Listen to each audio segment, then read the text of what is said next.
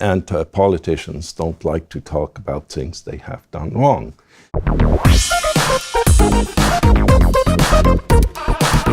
Jean-Pierre, thank you very much for joining Dukascopy TV again. It's great to speak to you. Last time we spoke about US-Russia relations. Today, a very interesting topic that people aren't talking about, and we're going to get into it though. So it's the cost of migration to the welfare state that politicians are not talking about. Let's start by asking, why are politicians not talking about this subject? Politicians like to talk about the subjects that will glorify them.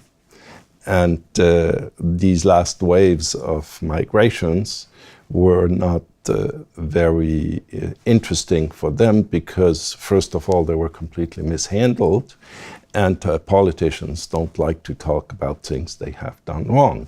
What is interesting is, more specifically, is that now we have, and we start to have figures of the various migration waves we had in Europe. I mean, the first major migration wave was the Balkanic wave, and we start to see figures on these movements, these population movements. These population movements are interesting to analyze because what we hear is that Europe is in a deficiency of births, has a birth rate deficiency, and supposedly these migratory movements will compensate that. That is one of the big arguments of Mrs. Merkel, who justifies the opening of her customs to these new populations.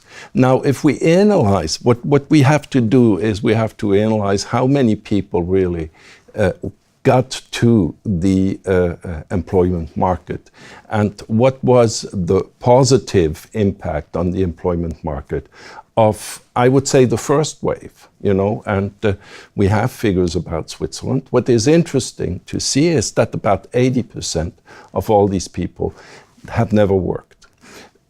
So they remained a cost to the government. If we would say 80% of these people would have worked, then the theory could be proven right, that the birth deficiency can be compensated. Right now, we have absolutely no indication. It's the contrary that is appearing. We also see these people of the first wave entering now retirement age, where they go into a retirement home. What is interesting, because they have never worked, they have never contributed to the cost of these institutions, because we have a system that makes that the welfare system, you save basically during your life to secure your welfare and to secure the welfare of the neediest. But if the proportion of neediest becomes not sustainable for the welfare system, then we do not have a welfare system anymore. We have a system that goes into bankruptcy.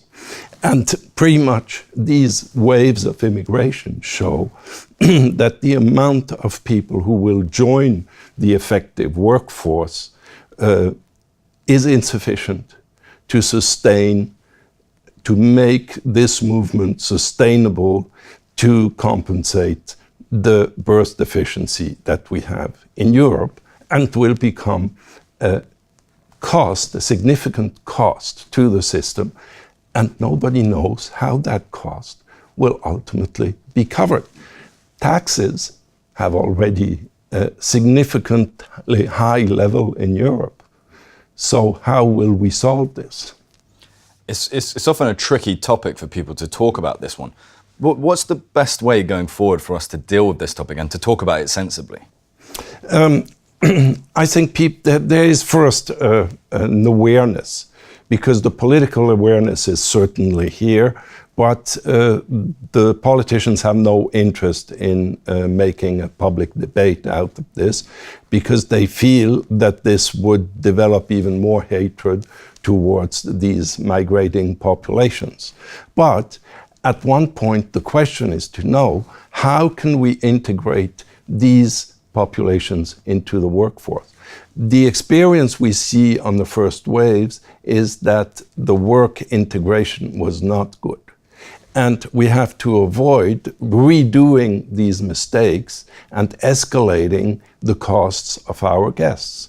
If you look at Switzerland, the cost of the guests we welcome here is superior to the cost of the army nowadays. This is not sustainable.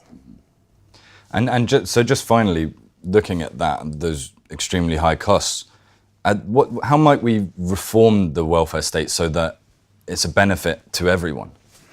What we have to do is encourage these migrating population to get to work as fast as possible. We have to encourage them to become productive elements in our society, and we shall not let them sit somewhere getting social benefits. If we look at the United States, the immigration in the United States, when you immigrate in the United States, you get absolutely no support. You have to survive yourself.